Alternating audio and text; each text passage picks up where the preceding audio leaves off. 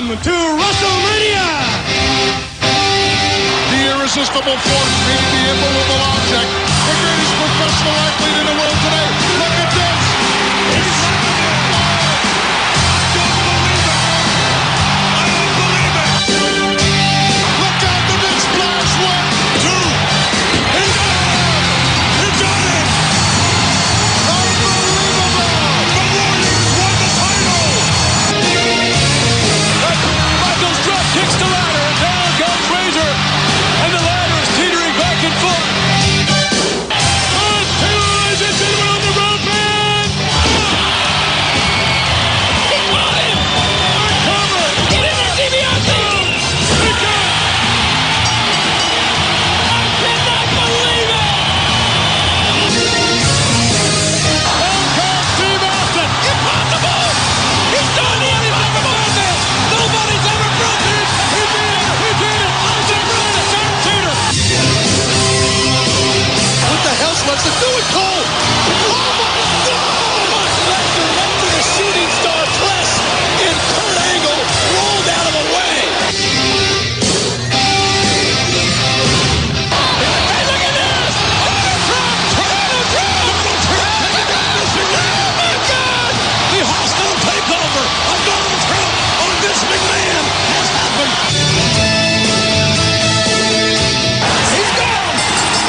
They're getting tapped. They're getting had to tap out. The Undertaker is 19-0. He did it. And somehow, some way, the streak lives.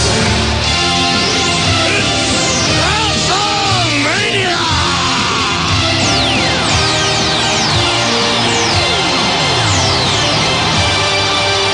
If you smell what the Rock is cooking. WBCB presents Pro Wrestling Weekly. Tell me he didn't just say that. Call in with a question or comment at 215-949-3232 or 888-922-2149. The tower of power, too sweet to be sour, funky like a monkey. Oh yeah. And now, here's your host of Pro Wrestling Weekly, Fearon Derry. It doesn't matter what your name is. Really? Yeah. Hello and welcome to a very special edition of Pro Wrestling Weekly here on 1490 WBCB and online at WBCB1490.com. Fearon Derry here with you. We've got a packed house and a packed show to say the least. As you heard the WrestleMania montage, the reason for it, yes, we're 8 days away from WrestleMania, but I did get the unfortunate news that I will not be on next week due to high school baseball. Yes, unfortunately, but we got a couple things going on. We've got the WrestleMania preview, of course, this week. We'll go over the results to Victory Road that was this past Sunday, and a little bit of personal celebration. So we've got a few names from the past here. It was 3 years ago this week that I took over the helm here at Pro Wrestling Weekly from what I just read not too long ago, proud Papa, loose cannon Eric Gargiulo. Of course, Eric and his wife Jessica just having a baby. Congrats to him. And it's been a heck of a ride, and it's going to continue to be one. And let's go ahead and welcome a couple of guests we've got here in studio. Of course, longtime friend of the show, RC from Completely Damaged, and I could pull a Mean Gene Okerlund and say a close personal friend of mine, even though we hadn't met before. But in this case, Brock Koller, a former Damaged co-host and a longtime fan of of pro wrestling in general, and hopefully a fan of this program as well, since he's been around for a little bit. You were telling me, Brock, that you were interned here at WBCB well before I was here. At least that's what Denny gave me the impression of here. Yeah, I would say like a year before I think you started. Or 2 years, I interned for the new father, Eric Gargiulo. Garge, as I called him. Garge, yeah. Okay. I don't know if he liked that. And Bill Melody was there as well, and we talked wrestling, and we had good times, and I see you're doing an excellent job. Congratulations on your anniversary. Thanks, yeah. You picked a heck of a week to show up. I didn't want to miss this. Yeah. And Denny O was there, too. Denny O, of course, yes. Feeling ever so slighted as he was joking before we got onto the program here. So a ton of stuff to talk about.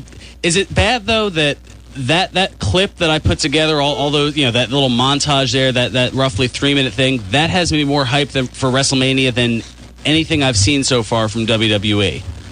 I don't know. Your thoughts? The memories, man. Like, back then, that's when it was all about the Andres versus the Hulk Hogans, the Warriors versus the Hogans, Yeah, I mean, different. I even had to throw a low light or two in there, like Brock Lesnar totally botching the shooting star press from WrestleMania 19, and of course the Lawrence Taylor Bam Bam Bigelow fiasco from WrestleMania 11, which a couple of years ago we kind of had an informal poll that was voted the worst WrestleMania of all time. WrestleMania 11.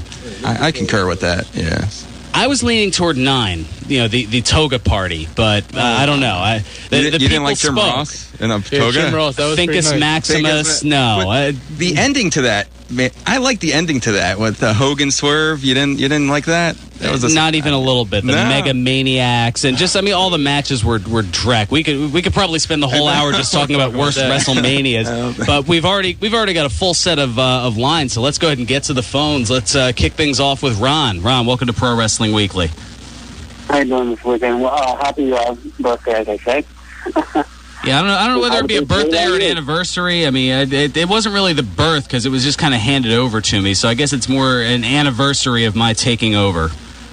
Yeah, I was there when you started. I also thank you for introducing me to somebody this week, Rat Boy. He's my new friend. You befriended Rat Boy. My condolences. Yeah. Condolences. No. We grew up. Actually, come to my chat line I told you about, and you person for it. I want to talk about TNA and Robert Roode. I think he did step over the bounds this time. With Dixie Carter at the pay-per-view. Yes, for those who missed Victory Road after or at the closing end of the pay-per-view, Bobby Roode, of course, it seems like it's something that we've seen before, but laying a hand on Dixie Carter, something obviously that is neither condoned nor endorsed by pretty much anyone. It's never been done, and Sting, it's good stuff now. I mean, you can take care of it. Hulk Hogan didn't seem like he was very enthused about coming back in that role again.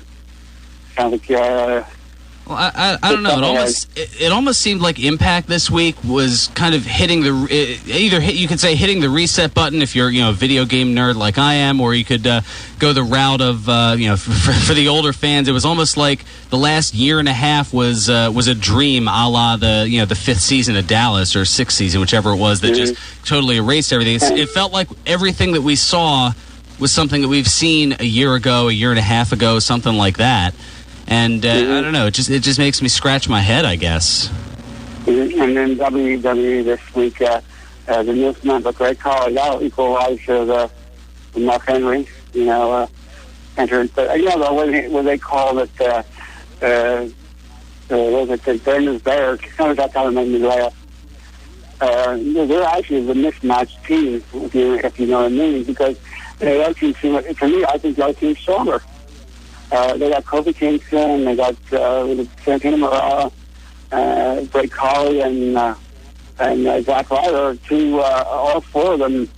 I don't think they all could stand up for the other team and win. In my opinion, I think it's going to end up a mismatch. When it's all said and done, say goodbye to K. Home. I know he's supposed to have a 5-year contract already, but I don't know. Well, we'll certainly see. Time will definitely tell on that. Thanks for the call, Ron. We got to keep things moving here. It's a hectic and crazy show, as it always tends to be right before WrestleMania. Let's move things on to Doug on 33. Doug, welcome to Pro Wrestling Weekly. Hello, thank you for having me. I got a question, and my question is what do you think about the thing with the Undertaker and Triple H? Do you think that that Shawn Michaels going to give Sweet Chin Music to either one of them gentlemen? I honestly wouldn't be surprised. I mean, given all the drama that they've played up with it here, that at some point he may hit Sweet Chin Music on both of them. I mean, he's definitely kind of a rebel in this regard, and kind of like back in the late 90s when you'd have Austin as a guest referee and he just kind of ended up stunning everybody. It's very possible that you could see Michaels hit Sweet Chin Music on both guys and kind of level the playing field a little bit. That's what I'm thinking too, because because if you take a step back, there was a time when Shawn Michaels was a guest referee, and he claimed that he didn't mean to do it, but he did it, and he hit the wrong person supposed to be. Is that going to be another case of that? Well, in that regard, the difference is there was only one individual who he had a personal vendetta with. You're referring to SummerSlam 97, where Michaels guest refereed the title match between The Undertaker and Bret Hart. And the bad blood between Bret Hart and Shawn Michaels was rather notable back then, and this was obviously a few months before the Montreal incident that boiled everything over to a level that none of us in the wrestling world had ever seen. So in this regard, there are personal ties in both regards. I mean, Michaels and The Undertaker have been on and off feuding since then, so you're already looking at roughly a 15-year on and off feud. And on the other side of things, you've got a friendship going about 20 years. So there's obvious personal ties in both regards, so that's what makes the argument of will he take sides, will he just lay both of them out, that's where the compelling... another layer to this compelling angle is, along with The Undertaker's streak, the fact that Triple H almost got the job done last year. Now you have the Hell in a Cell as an added element. I mean, there's so much to this match. I mean, I would say this is the match I'm most looking forward to. Me too. And it's like, what did it mean that time? What did it really mean that night when Triple H announced that he was going to be the guest referee, and that he guaranteed that Triple H was going to win? What does that really mean? I don't know. The announcement at the time, I mean, there's so much you can read into so many different things. I mean, everything from facial expressions. I mean, even this past Monday on Raw when, Taker stirred the pot a little bit more by saying that, as an overall performer that Michaels was better than Triple H was. And when Triple H was looking at The Undertaker away from Shawn would make a little bit of a smirk, and then as soon as he looked back to Shawn, he'd be straight-faced serious and then smirk once he looked away again. It almost looked like something from back out of the DX days of 97. Yeah. And I got one other question, too. What is this thing with the TNA thing with Kevin Nash and Hulk Hogan, and the Ultimate Warrior? I mean, are they trying to press him to come back to TNA?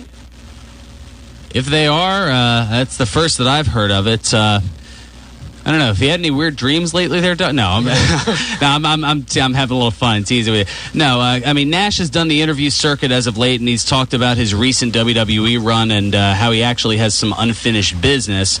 So I don't think he'll be going back. I mean, the door's open for him to come back to TNA, but I don't think it'll be anytime soon. And in the case of the Ultimate Warrior, I think his price tag could be too high for anybody really to pick up on, especially given that it's something televised and that means more exposure for him. So he's going to ask for the moon and not get it. So I don't see the Ultimate Warrior on either WWE or TNA anytime soon, if ever. Okay. All right. Thanks so much for the call, Doug. Greatly appreciate it. And thank you for having me on. Oh, no problem. Have a good day. All right, we got a ton of stuff rolling on here. I know it feels like we just got started, but we're gonna take care of a little bit of business, and then we'll come back. We've got another old friend of the show who I want to make sure he gets all the appropriate time. That's why I'm going to take care of a little bit of break. He's probably getting ready to strangle the phone on the other side here, or at least pretend that my neck is the phone in the party. But don't worry, RB, we'll get you on the other side. Yeah, which RB are we talking about? We'll have to find out. Coming back on the other side, we've got Brock Koller here as well as RC from Completely Damaged. This is Pro Wrestling Weekly here on 1490 WBCB and online at WBCB1490.com.